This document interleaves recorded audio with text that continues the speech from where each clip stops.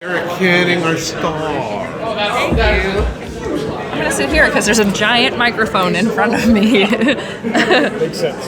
How are you guys? Great, how are you? Good, I'm good, thank you. I'm great. So, what draws you to working in the horror industry?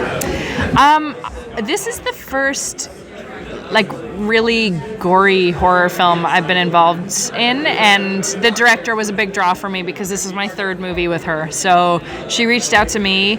It's very different from anything we've done together before, and I really love horror movies. I love going to see them.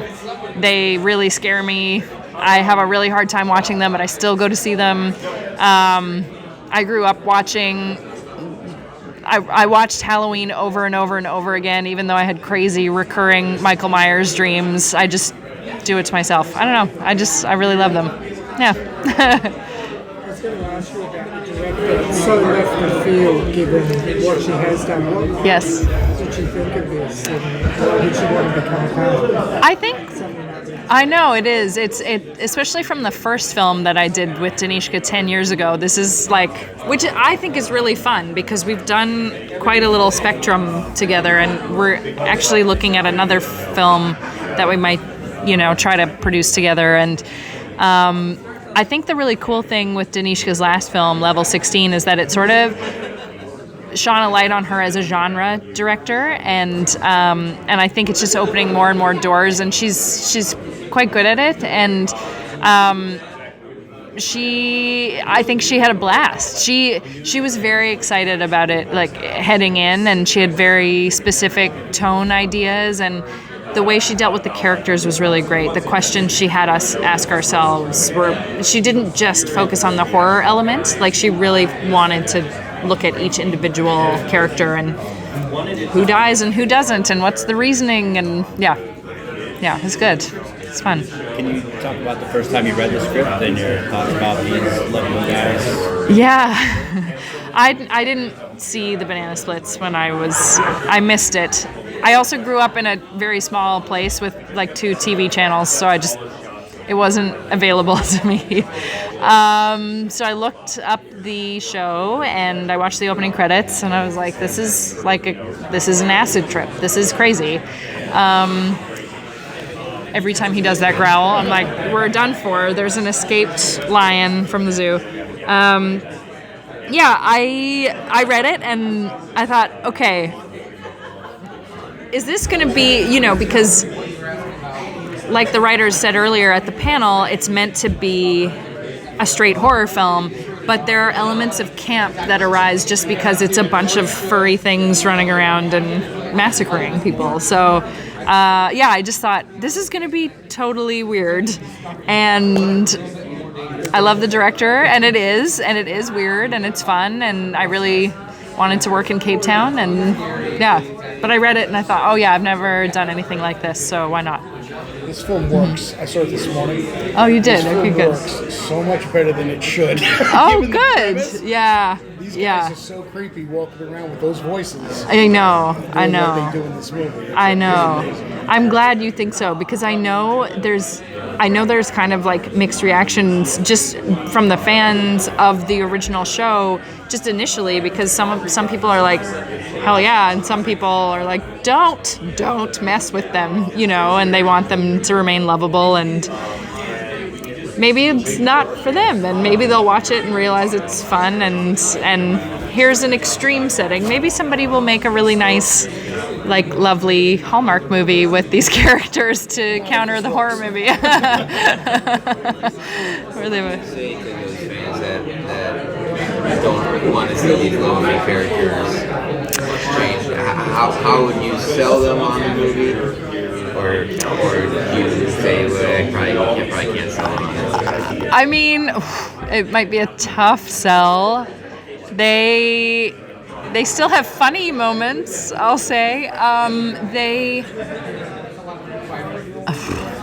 I don't know, because I would lean in that direction anyway. Even something I'm very endeared to, I'm like, yeah, sure, why not? That's what genre is, and that's why not push things to the extreme.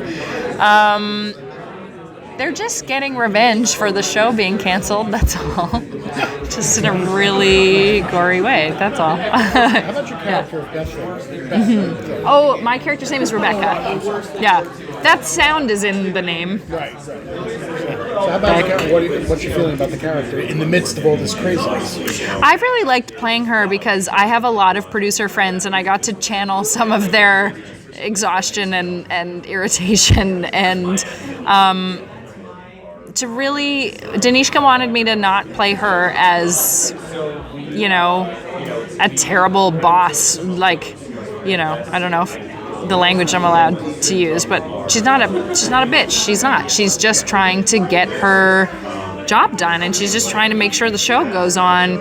But with the show being canceled immediately at the beginning of the movie, it's like she's keeping the show going, but there's also like, why am I doing this, you know? And it was fun to think of how eager she was in the beginning as a producer and what's happened, and she's sort of gotten stuck on this show, but she's tried to keep it alive, and how quickly it all kind of comes tumbling down, which can happen in this industry a lot.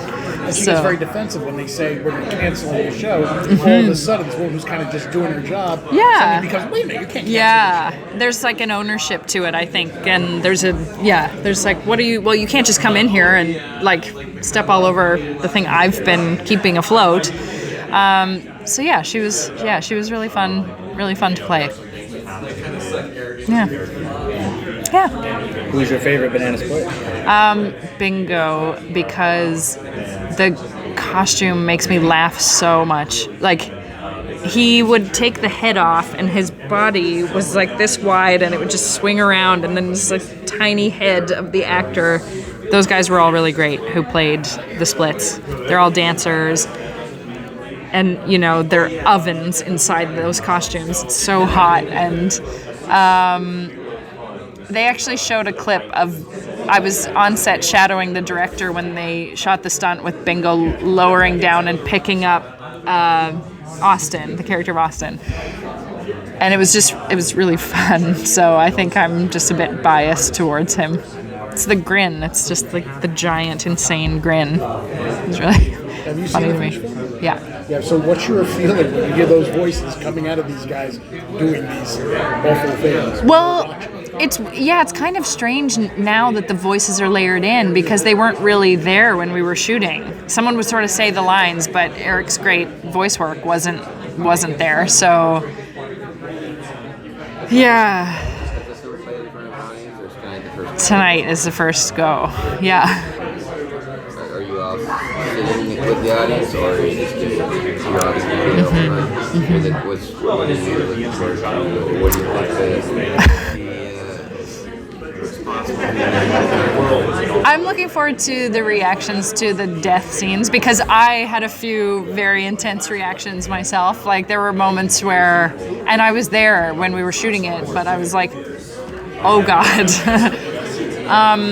Yeah, I'm looking forward to that. There were some good laughs at the panel at a couple of the clips, so I'm interested to see how much actually translates into like comedy, and how much laughing there is, and how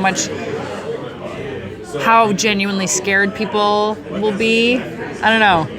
Yeah, I think it'll be interesting. Yeah. It's as good as you try it. Thanks. Yeah, it's fun. It's a crazy little movie, for sure. Thank you. Yeah. I'd say you look forward to the sequel, but you know. Ooh, probably not. Well, You never know. they've done weirder things, you know? Weirder things happen in films. So, yeah. Thanks, you guys. Thank you. Pleasure. Thank you.